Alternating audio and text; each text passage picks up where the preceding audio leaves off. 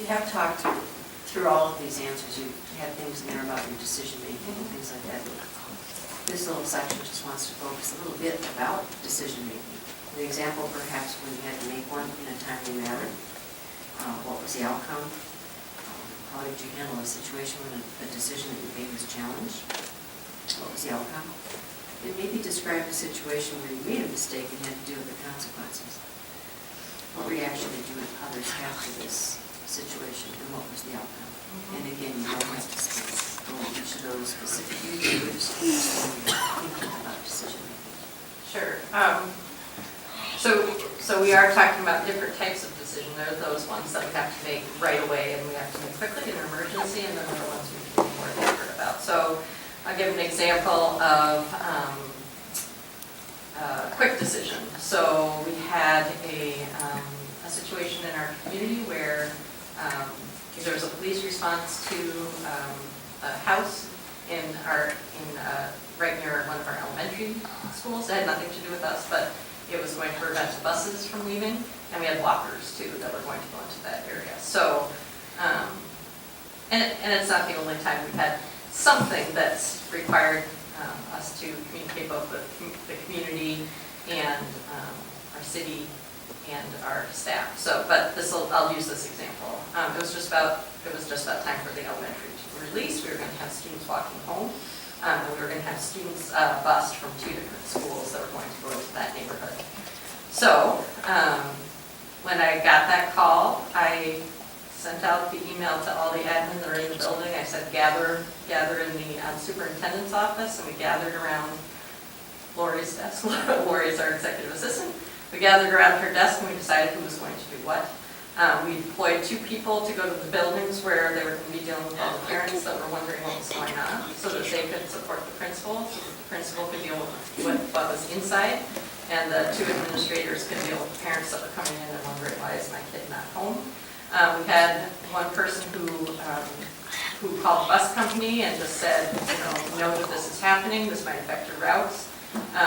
The police needed to be able to focus on what was going on, so I called the city administrator and I said, can you help me figure out what's going on? So he got a line in and he kept me up to date on what was happening. And then and at the same time, we sent an email to all principals and said, this is going on, be ready to help, so that everyone knew that there was going to be some kind of response that was necessary, but we didn't know what it was going to be. And so with each of us in our roles, we also let everyone know where the central place was going to be, so all decisions were being made here, so don't act until you get something. And then our communications generalist stood in the room and listened to what was going on and typed on her computer as she got pieces, so that she had something that she could send out to all families to let them know, because the principals didn't have time to do that. So, so when we have something like that, it's an all hands on deck. It means that everyone's communicated with. We send a quick message to the board, because we know everyone's going to ask you, even though you don't know what's going on, they're still going to call you and ask you what's going on. So we send a quick message to the board to say this is going on, it has nothing to do with us, but it's going to affect routes, and we have to keep kids in the building, all of the walkers we get to see. So, so that's an example of what we do when something's going on. Communication to all people is really important, and even if it's just to say something's happening, we don't know what, just be ready. So that would be that. And so then we're talking about decisions that maybe we had to, where we made a plan and maybe it didn't go as we had hoped. So I'll use flexible learning days. So that is something that we implemented in response again to, I talked about this before, in response to the number of school closings that we had, and do you remember? I can rehash. Should I talk about flexible learning days again? Okay, so what we did is we had a lot of school closings one year, and we didn't want to add days to the end of the school year, because we all did. We all had the 6 days in January or something like that. We didn't want to add days to the end of the school year, because it wouldn't help our high school students in particular, and all our secondary students would be in a different class at that point, and the learning they were missing was this learning right now. And so we needed to be able to continue the learning. And we did, and it went well. We figured out systems and ways in which we could meet the needs of our special education students and our K-2 students. We did all that by, I gathered a group together and said, what are the unique needs that each of you, the teachers and principals helped with that. You know, those who oversee K-2 students, work with K-2 students and parents, what are the unique needs? Those who work with special education students, what are the unique needs that special education students have? How are we going to make this work? And part of that is that we talk about that, you know, one of the questions always is with this is that our special education students, how can you really make this, you know, aren't they missing something by not being in school? And one of the things that we've talked about with that is that our students, whether they're regular education students or special education students, are going to be facing a world that has, where they're going to need to be able to use digital skills. They're going to need to be able to access information online. They're going to need to be able to do, they're going to need to be able to manage their workflow. Those are things they need to be able to practice. And if we don't give them these opportunities, then we're not preparing them as well. So we do have to make accommodations for our special education students, and will look different, but it's necessary. Okay, so we did okay with that, and our community really responded well. They loved it. They thought it was a great way to take care of that situation. Except when we did it on a planned day, and they thought, oh, wait a minute, we don't really want you to plan this. We were okay with it when it was a response, but if you plan it, then you're just saying that, you know, my student has to be home, and I have to worry about what they're doing, and I have to. So then that was a situation where it didn't go as well. And when we were in budget reductions, there were a couple parents who thought it went really well, and they said, well, why don't we have more days? And so then the message was all lost, because then it was about budget reductions as opposed to a really great opportunity for kids. And so I was the person who got to speak, because I was the one that kept sending out surveys and figuring out how people felt about it and getting all the feedback. So I was the one that got to go through all the feedback, and we always had the open-ended questions, so I had lots of feedback. And so that was my, I guess, in my role, I needed to be able to work with the community and work with teachers who were also, and some teachers were also unhappy with the situation, because they thought they were supposed to create the exact same experience for all students that they would have when they were with them. And they said, well, they can't have the same experience. You know, being with me is a different experience than being outside the school. So part of this was me needing to say, okay, hold on. What is it we're really after? Let's get really clear about that. This is not a budget cutting situation. This is an opportunity for students to try something, to continue learning, and to do something completely different that they couldn't do inside the school day. And what does that look like now? And that is much more better received. But there was, because we weren't really clear about it, because we misapplied it, that decision, both of those things made it so that it was something that parents are really pretty upset about. And so that was something that they definitely challenged it, and we definitely needed to, and that ended up being my job to really come up with how we're going to respond and how we're going to talk about it and help with that. And then, if you know my superintendent, some of you do, he's just such a great visionary, and so he was able to really also then he took that and he just really did, you know, again went out and talked to people and said, you know what, this is the world we're going towards, and so we want your kids to have that. So it was, I think the decision was okay, poorly communicated, and as a result, we had a lot of work to do on that. So. We're going to skip the next question due to time. So we're going to jump down to the bottom to the question on reaching the final part of the interview process. The interview process at this point is about fit. You're considering if Mahtomedi is a fit for your professional growth, and we're considering if you're the right fit for our district. Based on your research of our work and the context, what are 3 things you feel need immediate attention by a new superintendent? What areas do you think the board needs to address? I would say we have, well, there's obviously the levy that we need to go out, and we need to really be really clear on why we're in the situation we're in. And I guess I talked about that maybe some time. So that would be a big one, and an opportunity really for me to get out in context and really connect with people throughout your community. I would say that I saw it over and over again, and that strategic planning and really having a strong strategic plan that can drive your work.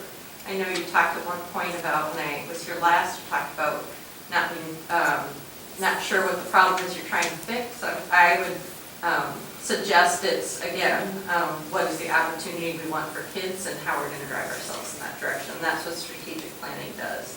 It takes us from where we are and moves us forward. So it's not about, again, not about fixing, it's about moving and how do we best do that. And then I also know that you talked about board governance, board and management, and really wanting to be able to work on what is our role, what is your role together, what is your role with me, what is the role with administration. And so that's something that I have lots of recent experience with, because that's something we work through and we continue to work through in Farmington. And I know it's something that I can have success with you in, because I have a strong understanding of that, and I have a strong I have a strong understanding of what brings you here in terms of your role as a school board member. Not each of you individually yet, but I know that you come here because you want to make a difference for your community, and the work that you do is like no one else's work in the district, and it's hard to know that. Likewise, the work that the administrative team does is like no other work that anyone does in the district, and so, and each of them has a completely unique job, and they're all on their own, and so, as a team, but they're each doing their unique job. And so, I mean, I think that I have a really good perspective on that, and that is something that I can help you with, and I feel strongly that that's a strength area of mine, is building that team and having that understanding. So, so that's a lot of what brings me here, but then also the fact that you're a small district that has a strong identity, and that identity is rooted in both who you are now and your traditions and your community and where you want to go. And to me, that's exciting that you've got both, because I think that strong community and strong tradition and strong, like, this is who we are, that identity, will serve you well as you grow together. And I can see that through a good process, a strategic planning process. So, so I think that. What questions do you have for us? Well, one thing that I've heard is that you are interested in having someone who really connects with your community. I feel like I've heard that a number of times. And so I've said a few times now that, that I'm committed to connecting with the community.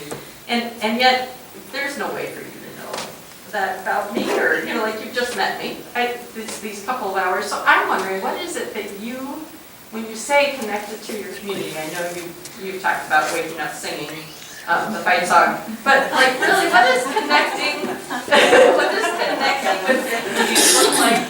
You missed that, sorry. What does connecting with your community look like to you? Like, how would you know if I was meeting that expectation for you? I would say accessibility and just being out and about, and easy to talk to, easy to get to, easy to meet with. I want to hear people talk about, oh, you know, I just heard, or I just did, or I just saw. You know, that it's just sort of commonplace to know that you're here, in front. That you would be recognizable and people would see you around the community. Okay. At various different events. Okay. And I want you to know I am committed to that, and I am committed to being really present. I didn't, but I just wanted to make sure that if there was a certain expectation, so I guess I'd want you to know if there's a certain expectation that you have of me, I would want you to feel free to make sure I knew that, so that I'm not, again, the New Yorker in me wants to have it up front so that they don't have to guess. I'm getting better at saying yes. About that, one thing I've learned, going into my 4th year here, and one thing I've learned is that there are a lot of people that that just don't think that they would be listened to, or think that somehow the superintendent and board or something are inaccessible, when all you have to do is just ask. And the doors all are open up for everybody, but we don't want anybody to be afraid to come and express a viewpoint, talk openly with us and the superintendent, make assumptions. Well, people assuming that somebody's not accessible and just not try. You know, so just sending a message out and making sure that the public knows that we're all accessible and available and good listening.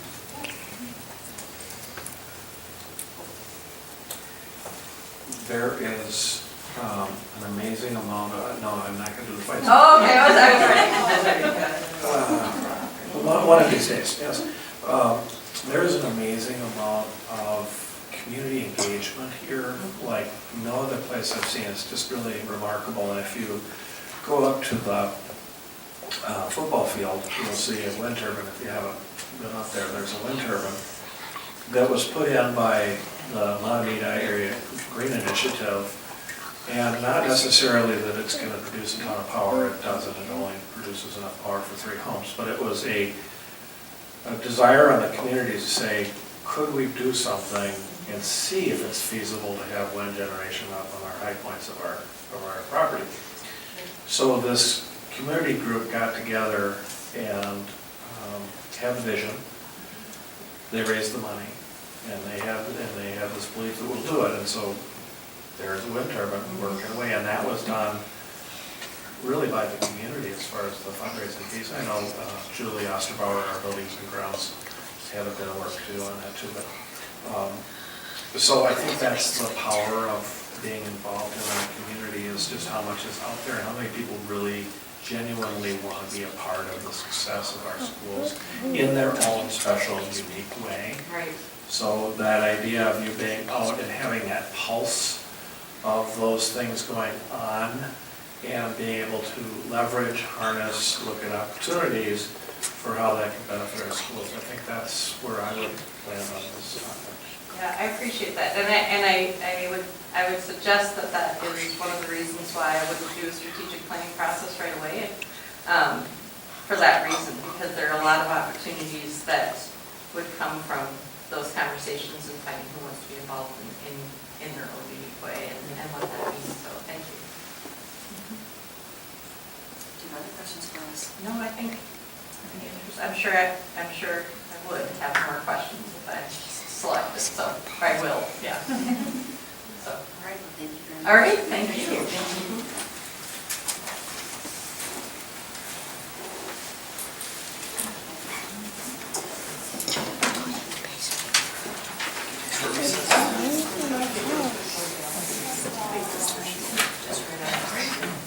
I didn't write it. That's all right. Yeah, good to see you again, too. Yeah, thanks. Oh, okay. Nice